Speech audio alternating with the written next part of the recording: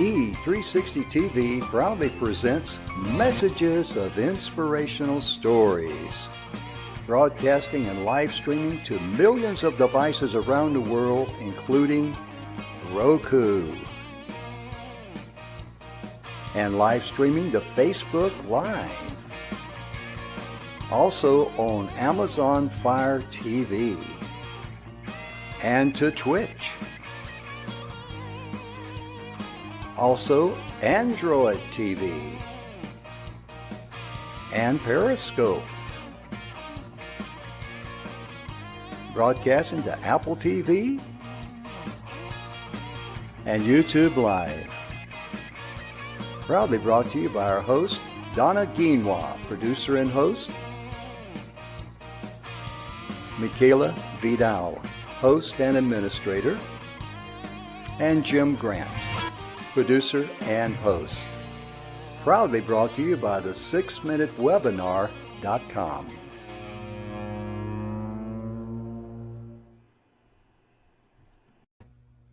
Good afternoon and welcome to the Messages of Inspirational Stories. Mikayla, yesterday was so much fun talking about, motivating yourself and others and how we help our children. And by helping our children, we're actually motivating ourselves. Right. The circle goes around. It does. It really does. Succeed.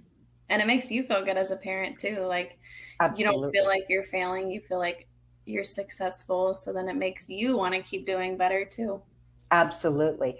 And it's important to understand that when we feed ourselves motivating thoughts in our children, that it's a synopsis, because it literally goes all over our body. And what we feed ourselves, just as though, eating really good food, being intentional about what we put in our bodies is a good thing. It's also just as important to be intentional and feed ourselves good thoughts, because it's a paradigm.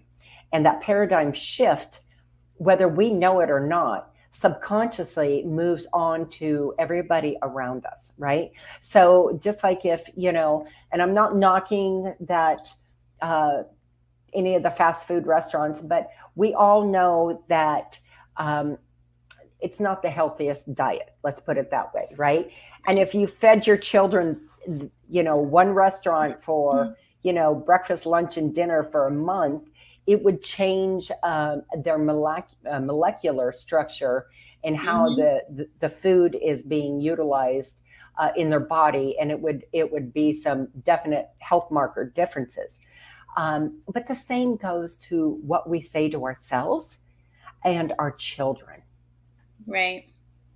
It's definitely because, if you just as adults too, if someone's always talking negatively about you, you're going to feel negatively, and then you're really going to question if you're worthy of it, of doing anything, or if, what's the point of even trying if, everyone's just going to get on to me anyways. The same goes for kids. And I feel like a lot of times it's 10 times more difficult for kids because they really don't understand, as an adult, you can simply, well, so-and-so's having a bad day, they're taking it out on me, whatever. Kids take all that to heart. They do. And just, it's been my observation with my own children that, and I'm not one who can hide my emotions well. You can read it in my face, right? So, if I'm in a great mood, you can read it. And if I'm in a sad mood, you can read it. You can feel it. Right. And if I'm in an angry mood, it's the same way.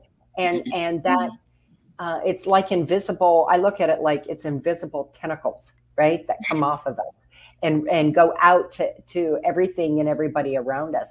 And children pick up feeling that on an emotional energy level, especially when they're very young and they're not overly verbal, but they pick up on that feeling and that energy quicker than they do with the verbal. Oh, yeah.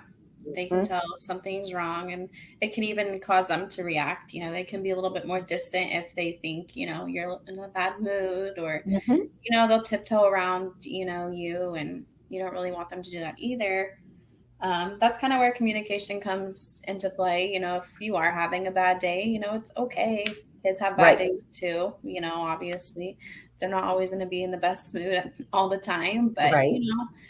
let them know, as a parent, as an adult, and, not necessarily just when you have kids, but, you're going to have bad days too. You're going to have days where, you're sad or just more stressed or whatever the situation Mhm. may be, and when you communicate that, kids are really understanding, and if they see you having a bad day, 9 times out of 10, they're probably going to walk up to you and give you a hug, Mhm. so, and you don't even have to say anything. You don't even have to say, like, mommy's having a bad day, they'll just come give you a hug. Kids Right. know without knowing, but Mhm. being open with them is super important, just so they're not, hesitant or, wondering if they If it's did their something fault. wrong. Yeah, exactly. Because, Yeah, you children it's internalize their that fault. rather quickly. And it's not something they're going to be, mommy, did I do something wrong? They're going to just think it. They're going to feel it. They're going to come up with every situation that they Right. think in their head that they did, even though they had nothing to do with it. So Right. Right. communicating is really good, when it comes to that, how you're feeling. And it helps too, because when they're upset, they can communicate that they're upset and having a bad day too. And Right. that is really helpful. It is. It's leading by example. And I've Mhm. always was a firm believer, still am, that the more you communicate with your littles when they are little, that the easier it will be to communicate with them when they're teenagers, when they don't want to say anything, right? Because I was gonna say that's like the prime time you want them to start talking. exactly. And that's when you really want that open communication and that Right. acceptance level. And that can't start in the 11th Mhm. hour. It has Right. to start early, early on in communication. And that's, and that's part of the motivating yourself and others. When we motivate our children, and of course, we talked about it yesterday, Mikayla, we have to Mhm. motivate at what they're doing at that age level, right? So, how you motivate your 1 year old is going to be different than how you motivate your 3 year old or your 7 year old or your, Mhm. all the ages in between. Oh yeah, because they, especially as they get older, they have different, situations that they have to deal with. School is a really common one. Right. But yeah, it's important to build that relationship when they're younger so that you're not, they're older and you're wondering, why are they not talking to me? If you Hmm. have that relationship in place, they're more likely to talk to you. They're not going to talk to you all the time, but it's not like you're not having to start here when you're already here. You're not Right. having to build that relationship and all that trust and everything when it could have been there to begin with from the very start. Right. Building the foundation at a young Mhm. age that you can come to mommy and daddy and tell us whatever's going on in your life. And that is Right. no one's going to be in trouble. No Right. one's going to be, upset. We're going to work through this. Right. So, and I know, school is just tough. That's, Mhm. kids are trying to find their own identity, and we don't know what everyone's going through in their own Right. life. And so, Mhm. unfortunately, we find because children learn, as we said, by example of parents. So if something is going on in your child's friend's life at home, and normally that they're a great person, and all of a sudden they start acting out and saying horrible things, Mhm. it's usually indicative of what is going on in their own personal life that Right. is manifesting itself outward. Mhm. And so that's where that foundation, starting at a young age, and starting when they're a year old. That is not too early of a time to start. And I was thinking about this from our show yesterday.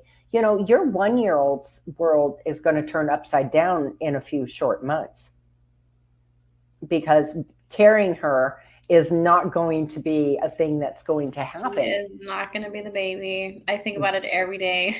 Right? Because even in my head, like as a mom, I'm like, I cannot even picture another baby. Like to me, she's mama's girl, and none of my kids have been mama's girl. And it's slightly annoying sometimes because all she wants is mommy. And I'm like, why can't you just go to daddy? Right. Right. But I don't know. I don't know what she's going to do. I don't know what I'm going to do. She just wants mommy. And it's not even all the time just to be carried. She just wants to be near me. Right. If she sees me walking past, she starts whining and crawling to me. She just has to be like right next to me. She's like a little dog. She has to be right there. But yeah, it's going to be amazing. Part of me is like, she'll adjust just fine because I don't know. I feel like kids just naturally adjust because she's not really like needy, like you have to hold me kind of. Right. She's just all about mommy, which I don't know. Hopefully she'll be okay. I'm sure she will. But I think a lot of that has to do how we go about it too. It's true. And I was reading. Absolutely. And I was reading, preparing for the show. And one of the things I read I thought was so appropriate that I wanted to share it with everybody. Mm-hmm. While children build their identity, question the world around them, and identify their strengths, how they talk to themselves plays a major role when it comes to determining the life they will lead. Mm-hmm. We touched on this yesterday, and I know we've talked about it on previous shows as well, but it's very true because how we talk to ourselves is actually more important than how somebody else talks to us because it's what we hear first. Right. Okay. And we tend to, when we talk in our head, when it's bad, then that's what we internalize. And it honestly changes our body and our reception to how we take everything in. Right. Mm-hmm. And the same goes, of course, with our children. And, we talked about the little ones yesterday, things you can do to reward them. I mean, go on a walk and everyone collect a rock and then they get to paint them. Do you want to paint a butterfly? Do you want to paint a ladybug? What do you want to paint? And that can be part of that, time together, motivating the littles in that reward system. So look for a rock that is more of the shape of something that you want to paint.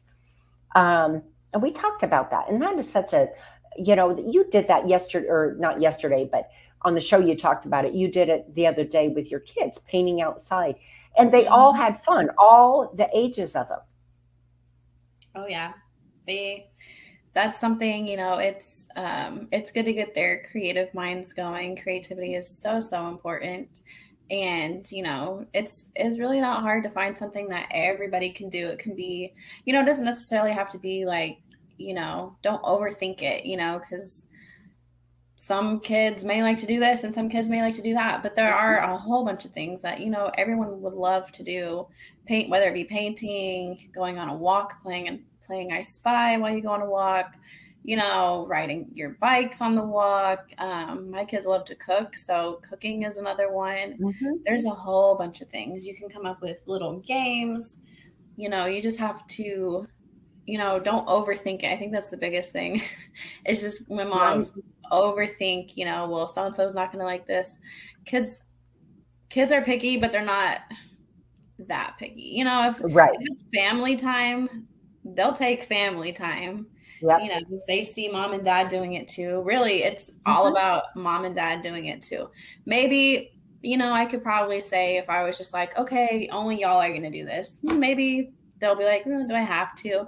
But if, you get in and you join them, it's a whole different, situation in their head because mommy and daddy are doing it too. Or, just mommy or whoever. Right. It really does, they love that. Well, they do, because at the end of the day, I look at it like this, when I die, my children aren't going to be thinking about how many times I made them re-clean the bathroom at Right. age 12 because they didn't do it right the first, second, or third time. And trust me, Right. that happened. But there, and not saying that they won't think of it, but they'll think of it with laughter, right? Right. They'll think about it with a warmness that, yeah, mom was pretty tough on that. But, then it will, just as stories do, it'll progress into other things, Mhm. like one of our favorite things was hiding when somebody was coming in the house and scaring the living bejeebers out of them. And it, it was so much fun. It was absolutely awesome. My middle Gaia would scream so loud. She'd just sit there and almost straight arm down and shake with the Oh, scream. So the more I could make her do that, the more fun it was for the rest of us. but hey, those are the kind of things that, they pass on and they do it too. Hmm. They keep it going. And they will absolutely remember that. I think it's important in teaching our children how to motivate each other, Oh, yes. right? And I think it's important, like in your case, it's a prime example because you have 6 children Mhm. and all of them can motivate, well, maybe not the 1 year old because, she's not quite verbal yet, but doesn't mean they can't help motivate her. She Right. can't exactly motivate them, but it's a great tool to teach them in that communication how important it makes them feel by encouraging their sister, their sibling. Right. And it's just something that can, come naturally when, you do it to them. Like when she finally learned how to crawl up the stairs, I was so excited for her to learn. And now I'm like, okay, can you not? Now I have to Right? buy a baby gate. But, they'll be grabbing all her toys and they're like, go Aviana, go Aviana, you can do it. And it's like, that is just like a proud mom moment, Right? especially when they're, older and supporting each other and cheering each other on, because it's so important to, for your kids to understand that not everyone's going to have a good day. Some Right. days, you're going to have to pick each other up, and that's okay, but to be there and have that support, because on your bad days, the last thing you want people to do is be like, well, you can't do it, on a day that you're already feeling down. It's so important to be there for each other, Mhm. because I know we're not always going to be there, for them. And to know that they're there for each other is important. And then to know that they can do that with other people is important because, you never know what everyone else is going through. And as long as I know my kids are there to motivate whoever else's Mhm. children, that makes me feel good too, because that's so important to bring that out in the world, not even just within the house, but everywhere else too.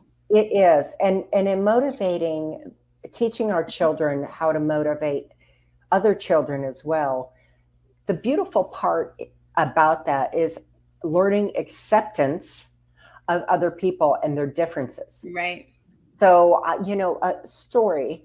I remember one of my children was in school, and there was a little boy who I don't know what it was that he was going through, the diagnosis. It had a Mhm. very long name, but he drooled a lot. Okay, Mhm. like a lot, and he was different, and he never had a snack. When they were really young and in early school, they had a little snack time. And my child came home and said this little boy didn't have a snack and always felt left out. I said, okay. I said, so I'll tell you what, sweetheart. I said, I will pack doubles of everything. And then that way you can share. Right. So my children grew up on, home cooked meals, home lunches. So this child ended up having great snacks. And then everybody else was like, well, why does he get a great snack? Right. But it was really great because we had a birthday party and we invited him over. And it was the first, and I want to say at that time, My kids was around 8 or 9, Mm-hmm. and it was the first party that this little boy had been invited to because he was different. Wow. Nobody wanted to be his friend. And I mean, I had, the big tears coming. His Right. dad came up and thanked me and gave me a hug. His mother, because this child had difficulties, apparently had left when they were young. And so, yeah, so here dad was raising him with some, obviously some difficulties Right. in challenges in life, and his sibling. But it was a great learning experience because my child learned how to not only give, but also defend for that child. Right. Right. And then later on in high school, um, I was told that whatever it was, whatever problem he had, he pretty much outgrew it and, you know, was a normal teenager. And I thought, how beautiful, you know, and Mhm. my whole thing is that we all left a small footprint in his heart, Right. right? We left that heart print, I should say, heart print. And in his heart, whether he remembers it or not, it was motivating that child, my child, and myself. Because, Right. I always feel better when I give, Right. right? And that's part of what motivating yourself and others is. It's Mm-hmm. giving to yourself, right? You're giving yourself a gift. And when you motivate others and teach your children to motivate others, it's that gift that the energy echoes Keep on throughout, giving. the right. It just keeps going and growing. And that is a beautiful thing. And we need Oh, that more today than ever before. oh yeah, it's super, super, super important to teach your kids to, give that, they can feel good, because I feel like right now, a lot of kids, well, probably back in the day too, but, you always hear about kids or see kids, firsthand where they're not happy unless they get everything that they want. And, I always, growing up, I was like, I do not want my kids to be like that. Mhm.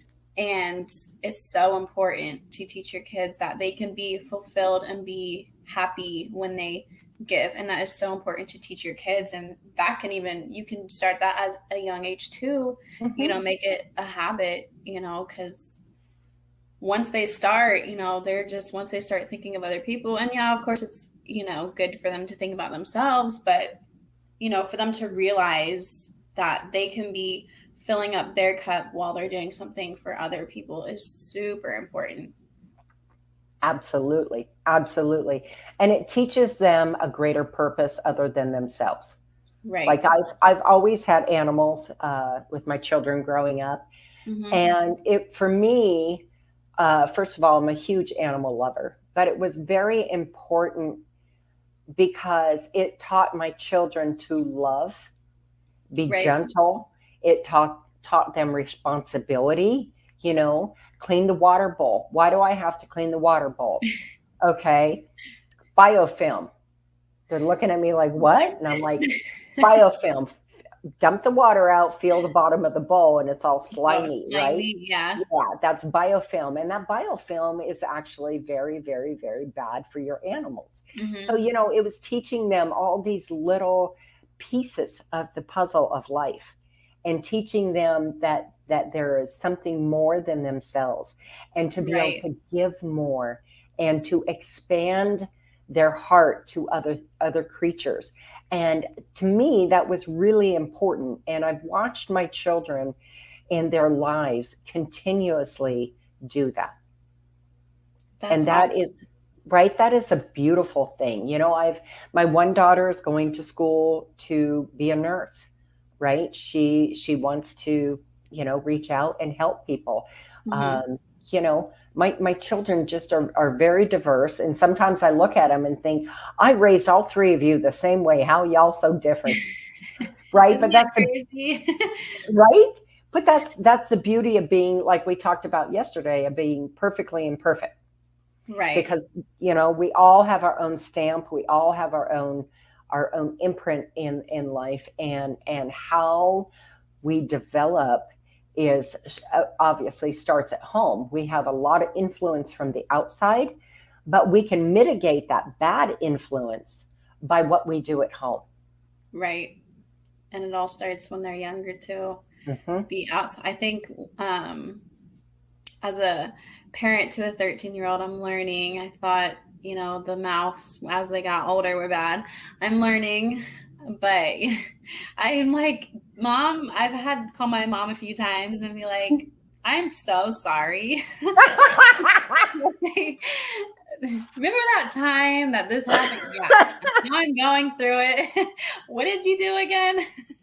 Right. But see, like, I knew what worked and what didn't work. I knew the ways to go around it or whatever. And so now I'm like, you can't trick me. But I think it's so hard as a parent, when they reach, the age where they're like trying to figure out who they are, but then, they have outside influences and really trying to not influence them, but to motivate them, that who they are is who they need to be, and that there's nothing wrong with them. They're loved for who they are, how they are. And no one needs to change that, no matter what anybody on the outside says or thinks. Right. And I think that's really important. That's where it comes, motivation comes into, a different play than younger kids, because younger kids, they're so innocent, even though they're like naughty and they throw tantrums sometimes, they do it so innocently because they have like no idea, they're still learning to like control their emotions. And even when they get older, they're still learning how to, they have a whole bunch of new emotions when they're older, so it's trying to motivate them is going to be completely different. Being like, hey, you want some fruit snacks? It ain't gonna work. It's not the same. Do you want to go ride your bike outside? Okay, let's clean our room. Right. Let's sing the cleanup song. Like, it doesn't work quite that way. I wished, but it doesn't. Right. For me, because like with us, that's where, the communicating comes so much into play, even though I feel like sometimes they're just staring at us like, what are you saying? I swear they listen, even though it may not seem like it sometimes. Right. But, and then also, I know we're going to get into it about the whole one-on-one time. Having one-on-one time, especially when they're older, is so important because that's like the time where they need to know that you're there, that you have their back, and even if they're, we always tell our kids, like, even if, we're going to be the parents where, even if you do something wrong, like, let us know, like, you may get into trouble, but we don't, we're a really open house, it's right. Lying is, not okay. We'd rather tell us the truth. Yeah, you'll probably get into trouble depending on what it is, but you'll get into more in trouble, if you're lying about it. If you need help, like, let us know. That's how we are. And, communication is huge when they're older, because that's when they're going through the mom and dad aren't cool anymore. Mom and dad are stupid. We haven't reached that point yet. I'm still a cool mom, apparently, so I'll take it. But I'm sure eventually I'll reach a moment where I'm not the cool mom anymore. Right. I'm the mean mom. I feel like I'm mean mom, but whatever. Dad's always the good one. I'm always the mean one. That's what it seems like anyways. I was both, so I don't know what to tell you. I was the good mom, and I was the cool mom, and I was the mean mom.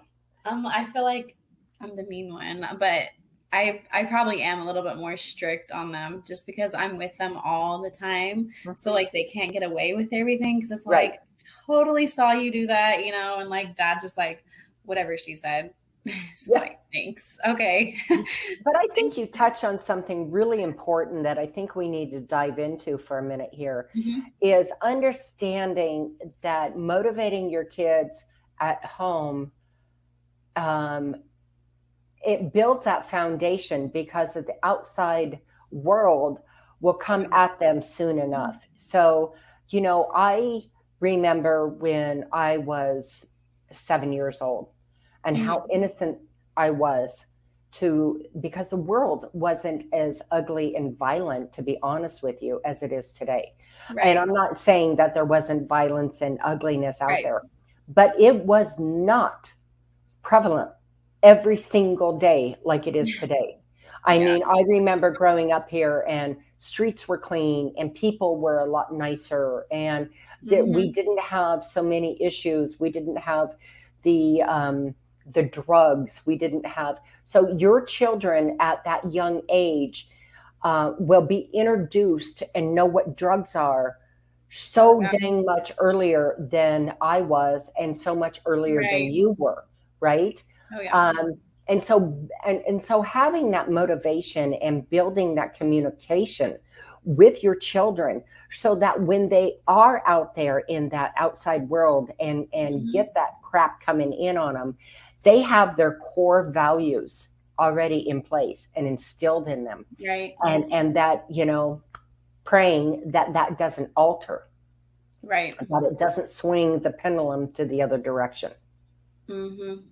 And I think as a parent, I think that's my biggest fear, like knowing, I mean, you can only do so much, because to me, it's like you can teach them, you can warn them, you can show them, you can do as much as you can. They're going to do whatever they want at the end of the day. That's how it was. That's how I see it. That's how I took it as a kid. Like, Right. You can tell me as much as you want. I'm still going to do my own thing, Right. you know, but my biggest fear is that they find out for themselves, and then it's like, I told you so, you know. But I never want my kids to go through, you know, I told you not to do that. Because like when they're younger and it's like, don't jump on the bed, and then they fall off the bed, you know, that I told you so is different than, you know, them getting, you know, whether it be pregnant, you know, drugs. Like there's so many different issues when they're older that I'm just like, can we just stay little just forever? Because I don't want to think about any of that, especially nowadays. I'm just like, right. How do I even go about it? Because it's like how my parents went about it is going to be completely different than how we go about it, because it's like times change. Oh yeah. Like there's things my daughter asked me and I'm like, what? You know about what? Right. Like, can you explain what that is? Because I don't even know what that is. Clearly, I need to be looking this stuff up, because I'm just like, am I really that old to where I have never heard of whatever you're talking about? But that's funny.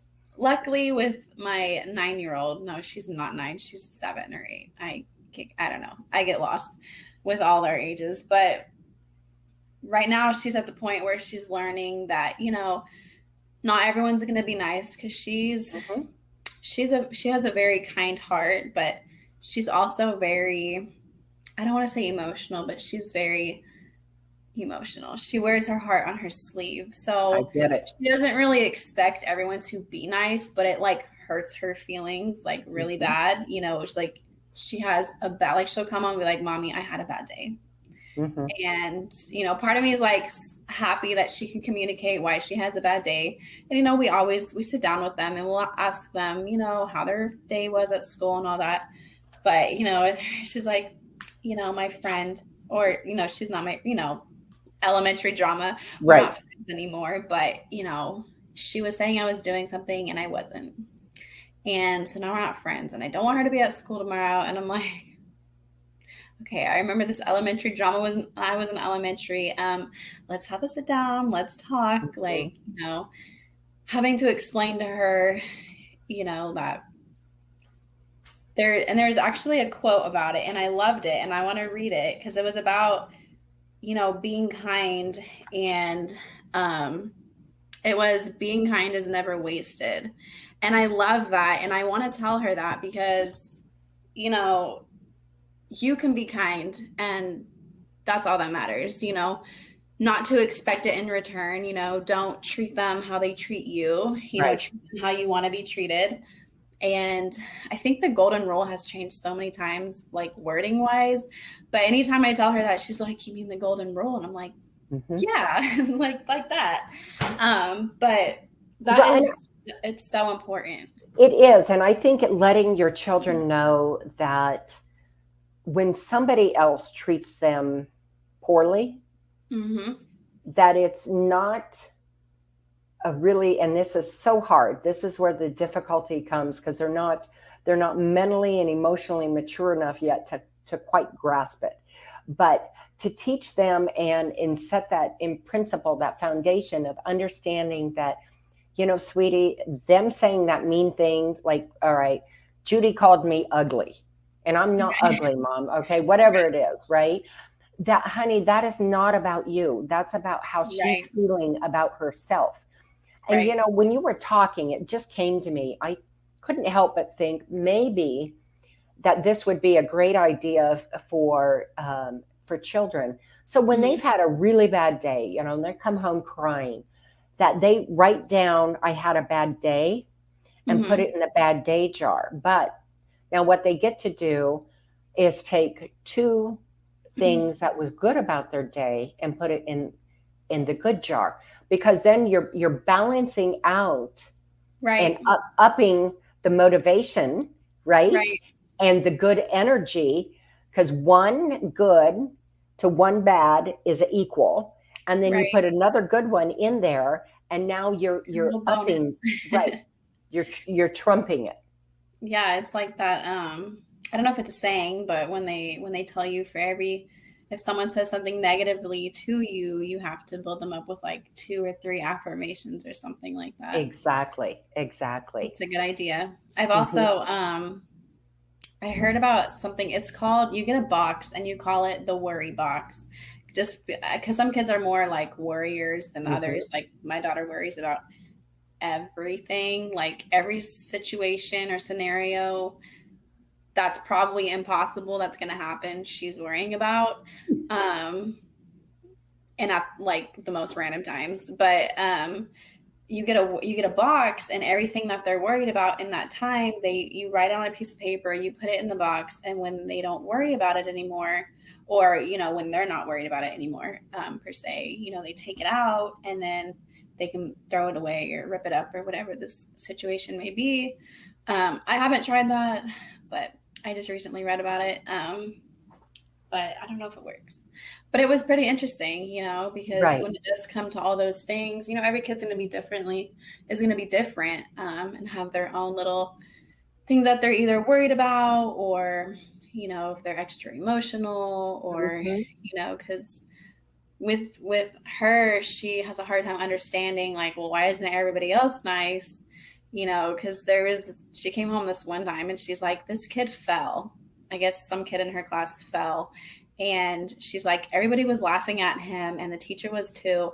And I was just standing there and I was looking at everybody and I was like, what if it hurt? Like, what if it Right. hurt him? Because, to her, she was like, I remember falling and I remember it hurt really bad. So she's like, that's the only thing I could think about. And I was like, well, that's good, She because stood in her integrity. yeah, right. And that makes me proud because I'm like, I Right. probably would have laughed too, So it's Hmm. like, job well done, pat on the back, and it's like, it's amazing when kids do stuff like that, because it's like, it's not even something that, we teach. It's not like, oh, hey, when someone falls down, don't laugh. Like, you don't teach those specific Right. situations, per se, but it's like, where do they even, it's just amazing how they learn and when they learn. Hmm. And then you have all those proud mom moments and you're just like, okay, well, even on the days you feel like you're going crazy, like you're clearly doing something right. Exactly. That is awesome, because she stood in her integrity, and Hmm. even when the teacher laughed, which I think is deplorable. Okay, I think it's deplorable that a teacher would laugh when a child I know. I'm like, falls. did she try to help him up or something? And she's Right. like, no. And then I was like, did you try to help him up? And she's like, well, we had to stand in the line, So she tries to like follow the rules, because she doesn't want to get into trouble. Right. And then, with like COVID and everything, they're not even supposed to like touch each other. So, she's like, we can't do this, we can't do that. But I'm like, but I was just looking at everybody and I'm like, what if it hurt? I'm like, Oh. I'm like, that's true. What if it did hurt? Right. Well, I think, those foundations and motivating are huge. And I love what you talk about the worry box. And I talked about this one time on a show with Jim. Hmm. Some children are more prone to nightmares, Mm. right? And one of the things that I exercise in high energy performance is for people who are having, especially children, but Hmm. even adults who have a nightmare and reoccur, that they draw it out on a piece of paper, and then safely, once they draw it out on a piece of paper, it's in front of them. And one of the things that I recommend, and of course with children, it has to be supervised, Right. but yet you take it and you burn it in a safe place. You burn that nightmare piece of paper, right? Because Right. now you have taken it from it's scaring me to here it is on paper, and now it's all gone because you put it on Right. paper and you burned it, and so now that nightmare has to go away. And Right. what that does is it helps motivate them in understanding that it's no longer there in a reality sort of way to Right. make them feel scared. And so that kind of thing can be done, maybe not by, if you don't want to burn it, I totally understand that, but you can do that in different ways, by Hmm. getting rid of it, Right. in different creative ways.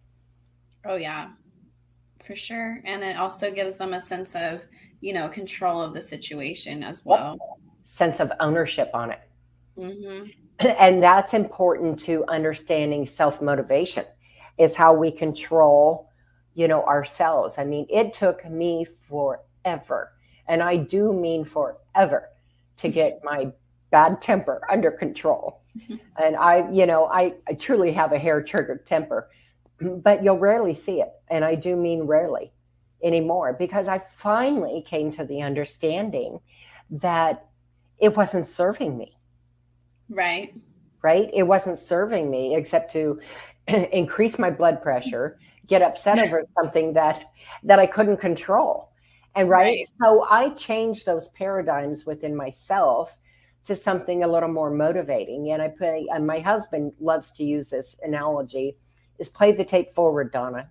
Play the tape forward. I'm like, oh, I like that. You're like, good one. Right? Play the tape forward, because what are you experiencing right now? Is it really going to serve a purpose in a month? Right.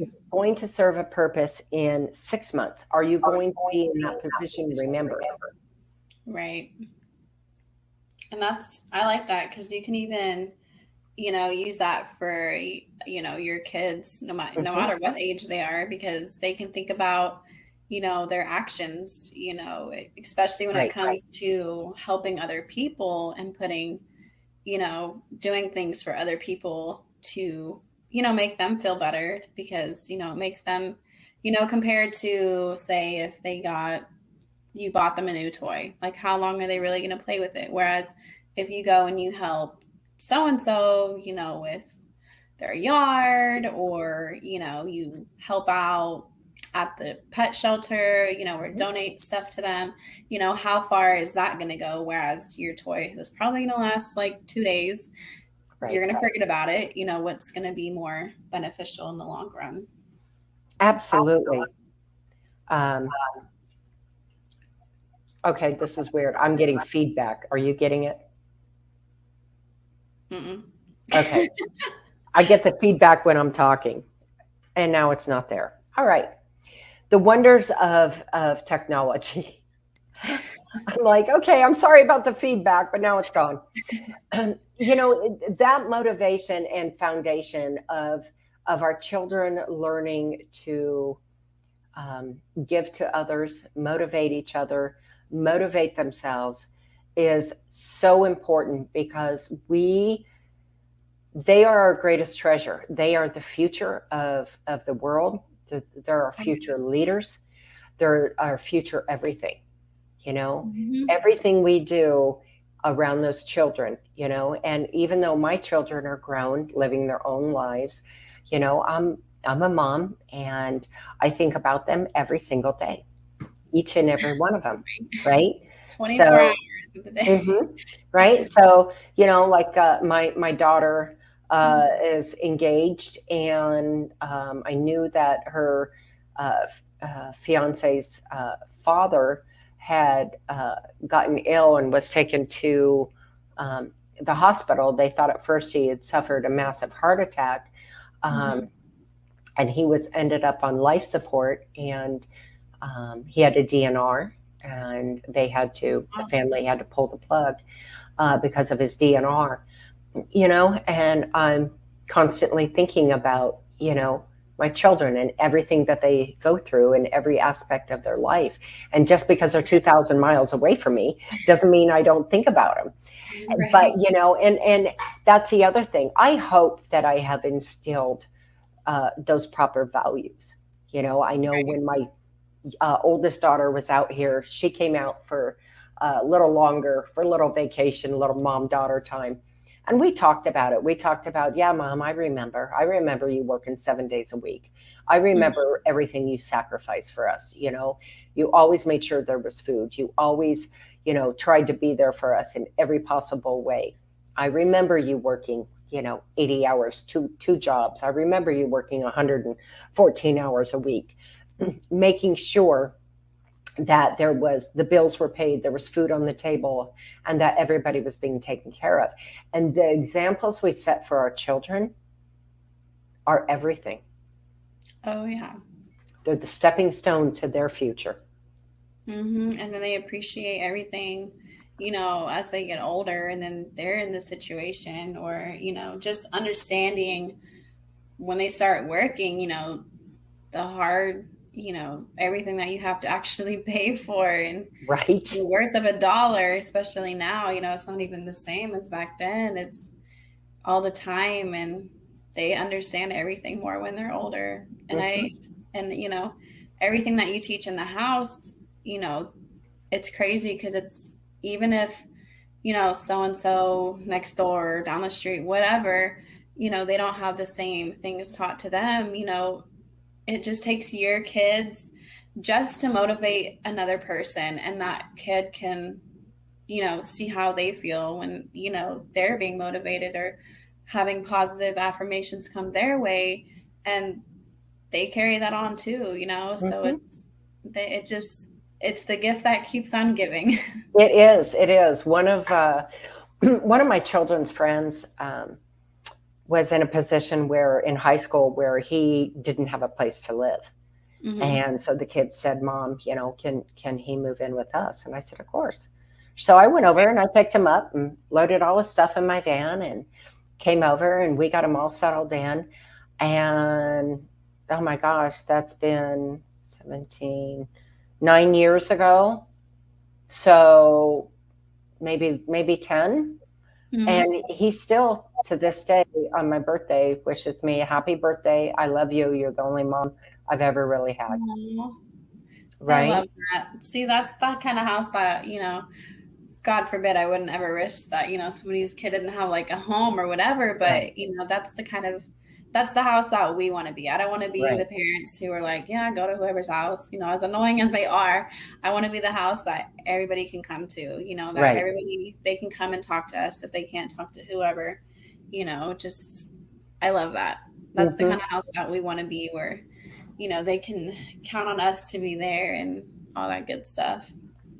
Right. Because, I've always felt that um, how I raise my children is everything. If I screwed up raising my children, then I've not done my job as a Right. woman, as a mother, as a contributing person in society. But I Hmm. also felt that extended always to my children's friends. Right. So, right. So, my children's friends would always love to come over and eat at our house. Um, and have snacks or dinner, lunch, whatever it was. Um, Hmm. but they also knew that my children couldn't go out and do something until their chores were done. Right. right? I was known as oh my gosh, Donna makes her kids do all kinds of chores. But But see, you were known as like mom. You know, they could go to you, their friends could go to you, but then you have those houses where, you know, because I even had friends where like their parents, I could get away with things over there. You know, right, like that's the house that, you know, I don't want to be like known as the parent as, hey, we can go there because we can do this and that. You know, there's mom and, you know, gives that motherly, you know, love and support right, and all that. And then there's, well, we can go here because we can get away and do whatever, you know, wherever. absolutely. No boundaries. They can do whatever they want, you know, but you were mom. You were known as, you know, the house that they could go to and They called me Mama Donna. literally have a mom. Right. And So if they that's ate awesome. over, I didn't care. But it was Right. like, don't leave your plate on the table. You don't have hooks.